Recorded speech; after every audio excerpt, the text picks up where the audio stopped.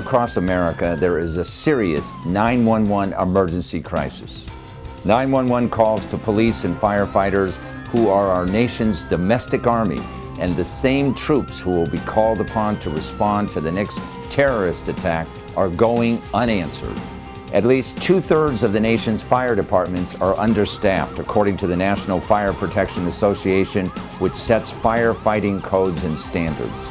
The shortage is worse in rural volunteer departments that have trouble recruiting new members, but many big and medium-sized cities that are more likely to be terrorist targets are also shorthanded. And in Prince William County, Virginia, and many other financially troubled cities and counties, the reduction in those ranks of first responders are reaching a crisis level. In 1988, Prince William County residents were at risk for a hidden danger. Their own 911 system provided only the illusion of safety. Unfortunately for one of the residents, James Overman, it took his death in the early morning hours of February 23, 1988, for this tragic truth to become public. On the morning of February 23, 1988, Mr. Overman fell in the bathroom of his home and briefly lost consciousness. Concerned about her husband's physical condition and medical history, Mrs. Overman first dialed 911 at 5:55 in the morning and reported her husband's symptoms to the operator, David Batston. Batston answered several questions to determine the nature and severity of Mr. Overman's condition and told her he would get somebody out there. Batston then cleared the call from the 911 computer. A second call to 911 was made at 6:05 a.m. to request an ambulance.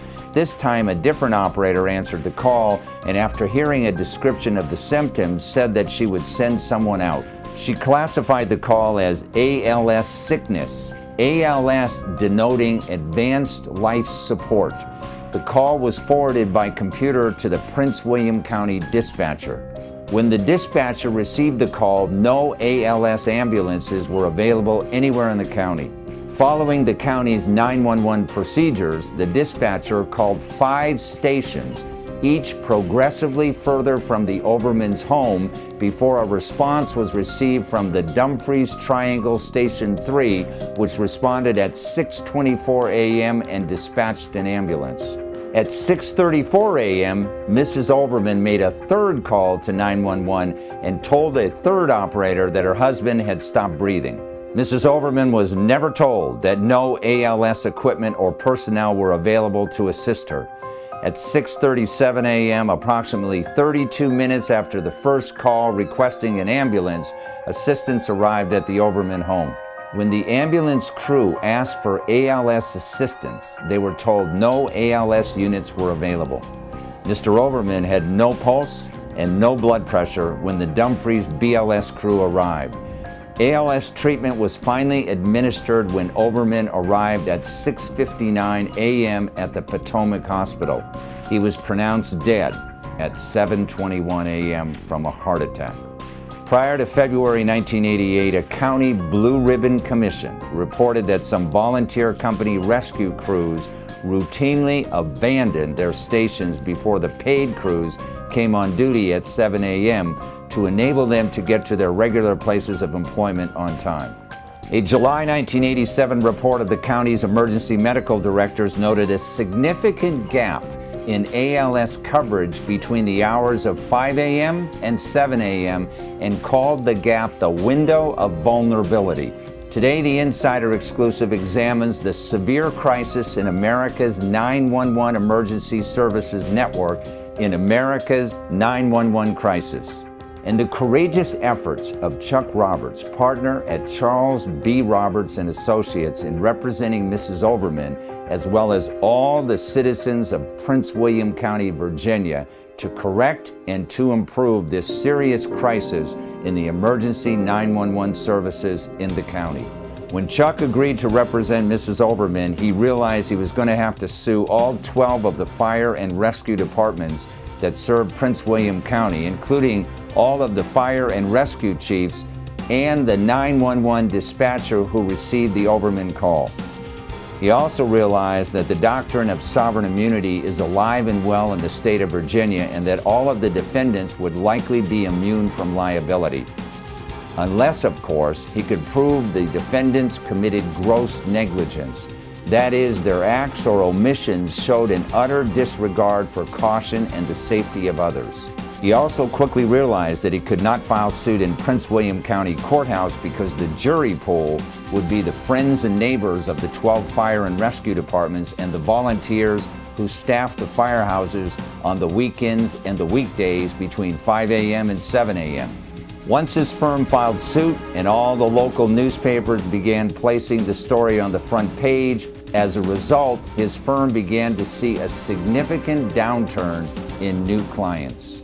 As they feared, the trial court granted summary judgment to the defendants, finding insufficient evidence of gross negligence, and they appealed that decision to the Fourth Circuit U.S. Court of Appeals. During oral argument at the appellate court, Chuck Roberts was asked by the judge, "Where is the gross negligence?" He replied that the failure of the rescue departments in knowingly allowing the window of vulnerability to continue resulted in absolutely no ALS personnel on duty between 5 a.m. and 7 a.m., and that constituted an utter disregard for safety and hence his gross negligence.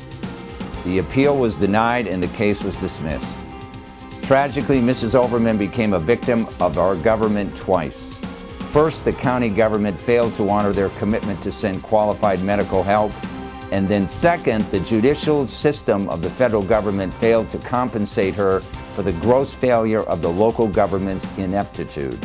But as a direct result of the Overman case, the county director of fire and rescue closed the window of vulnerability by scheduling both an ALS and a BLS medic unit for duty between 5 a.m. and 7 a.m. each day in Prince William County. Chuck Roberts' goal in pursuing the Overman's case is one of those courageous examples of a lawyer and a citizen doing the right thing for the right reason. Chuck has earned the highest respect from citizens and lawyers alike as one of the best trial lawyers in Virginia and in America. And he has built a substantial reputation nationwide by consistently fighting for everyday people and their cases that other law firms have turned down. He believes that his achievements in life shall be these: that he will have fought for what was right and fair, that he will have risked for that which mattered, that he will have given help to those who were in need, and that he will have left the earth a better place for what he's done and who he's been. Because Chuck knows if you have integrity, nothing else matters. And if you don't have integrity, nothing else matters. Chuck's amazing courtroom skills and headline-grabbing success rate continue to provide his clients with the results they need and the results they deserve. Hi, I'm Steve Murphy, and this is the Insider Exclusive, live from Occoquan, Prince William County, Virginia, at the law firm of Charles Roberts and Associates.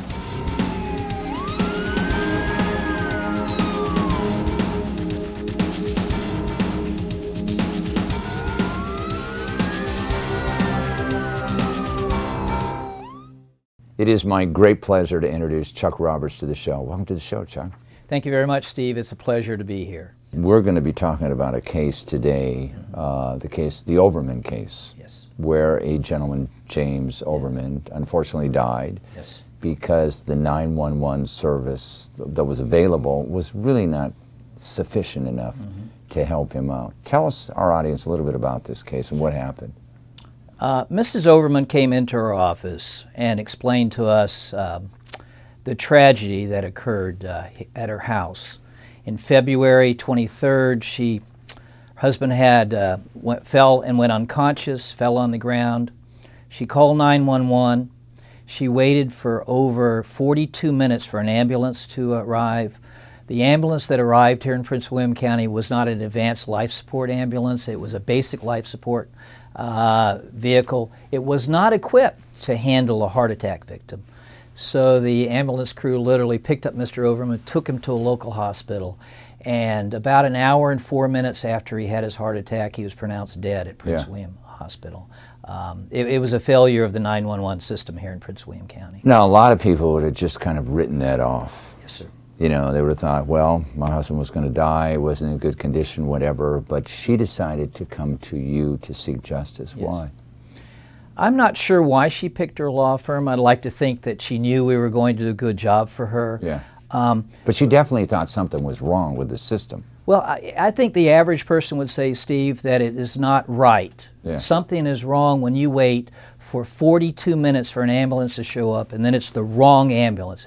They can't do anything for your husband, who is now, by the way, quit breathing. Yeah. Mr. Overman lasted for 39 minutes after the first call was put into 911. He fought to stay alive for 39 minutes. And while he was struggling, his wife was watching him pass away, slowly succumb to the heart attack. I felt compelled, even though there's a number of legal obstacles that you face when you're handling a case like this, I had this visual of her standing there, sitting by her husband's side for that 39 minutes, watching him literally die before her eyes. And I thought, this is a case that needs to see the light of day. The system of justice needs to do something for Mrs. Overman. And what kind of problems did you encounter when you tried to bring this case out to the public? What were the legal challenges that you had?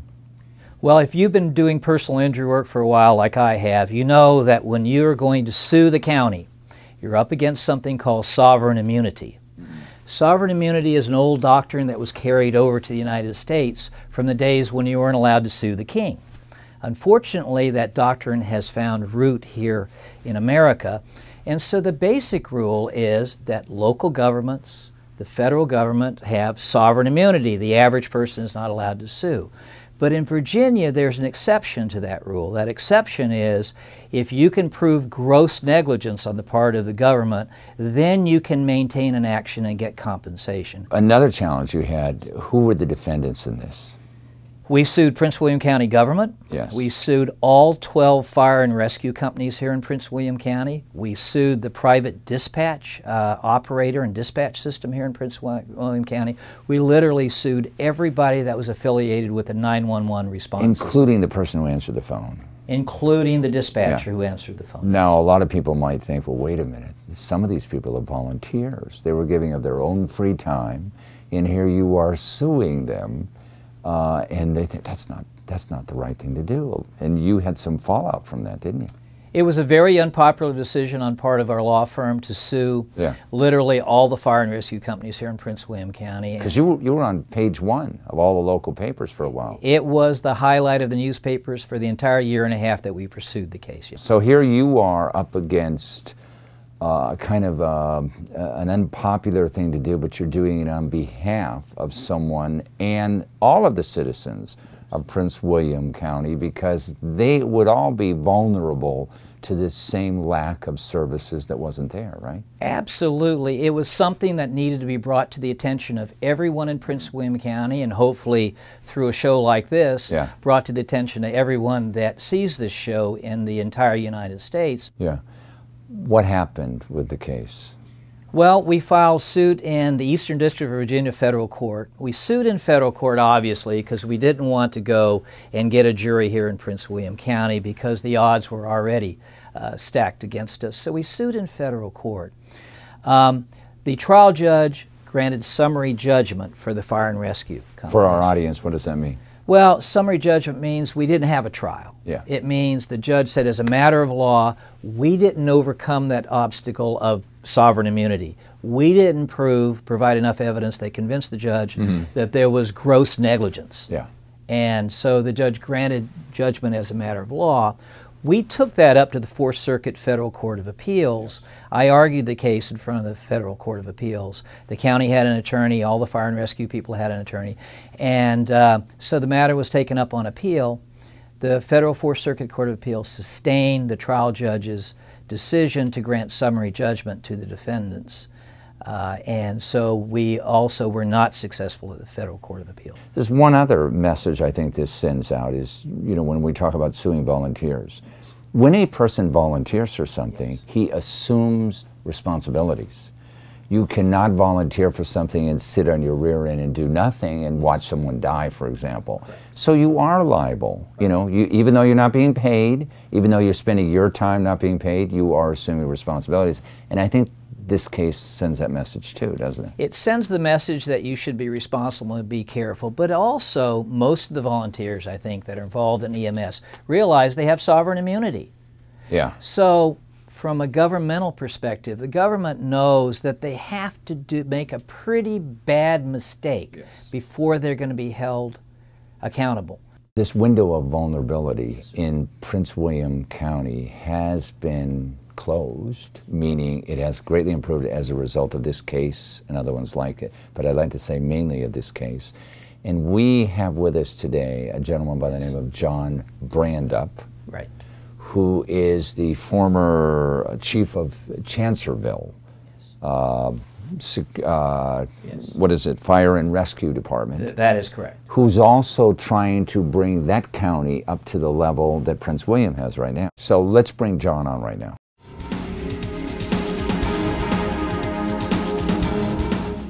It is my great pleasure to introduce John Brandup to the show. Welcome to the show, John. Thank you.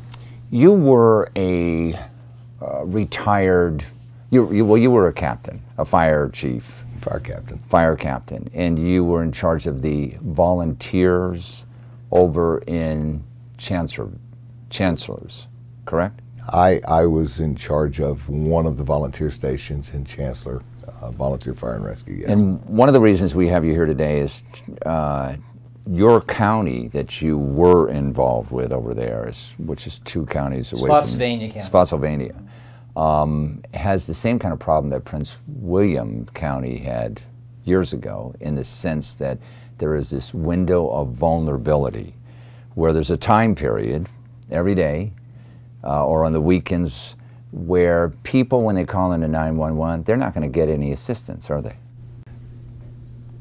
I don't know that I would agree with no assistance, because we do man all of the volunteer and paid man several of the stations. The problem would be that there are 10 stations in Spotsylvania County, and not all of them are manned 24 hours a day. Now, most of them in this window of vulnerability, and it's generally, what, 5 o'clock to 7 o'clock in the morning, is that right? 6 p.m. to 5 a.m. Okay, are manned by volunteers, right? A lot of them are manned by volunteers. Up until last month, that's exactly the way it went. They were manned by volunteers during those time hours. Can I chime in a minute, Steve? Sure. The issue is whether there's somebody on duty at the stations or whether the volunteers have to be called from their house. Then they have to mount up, ride to the station, get on in a wagon, and then go out and respond, which of course increases the response time significantly. What the county would like ideally is to have someone manning and staffing the stations there physically on duty. And what the experience has been in Spotsylvania is that the response time has not been acceptable to many residents.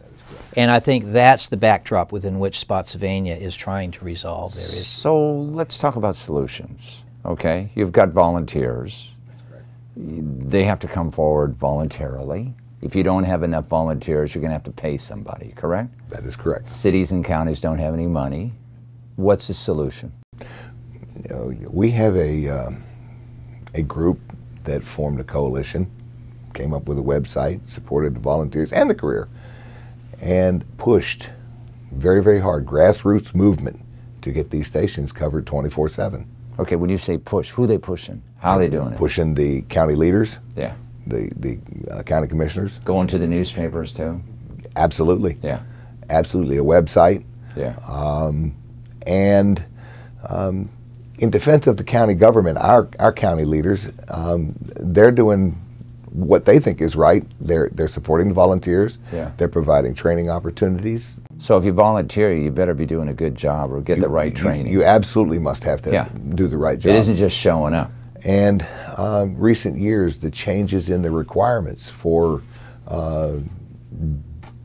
being qualified to volunteer, being qualified to do the job, all of those have increased. It's harder and harder and harder to maintain those certification levels. One of the other things that I addressed in my introduction to the show is just not individuals who may be overcome with a heart attack or something like that. If there's a terrorist attack, this is the same infrastructure that citizens rely on when they call 911, isn't it? Absolutely. So if there's a bomb that blows up in your city, you know, and there's nobody on duty or you don't have the right people, you got problems.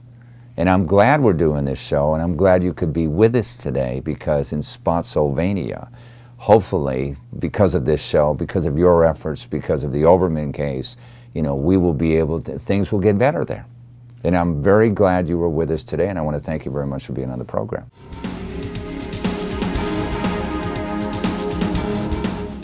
Chuck, 911 operators, they can be held liable if they don't do their job, right? I think if you meet the legal standard, I think in most cases they're going to be entitled to sovereign immunity, which means you have that high threshold that you have to go over, that gross negligence. And gross negligence means an utter and palpable disregard for the safety of others. I know those may not be, but it means basically you have a total neglect. You know about a problem and you totally neglect to do anything about it.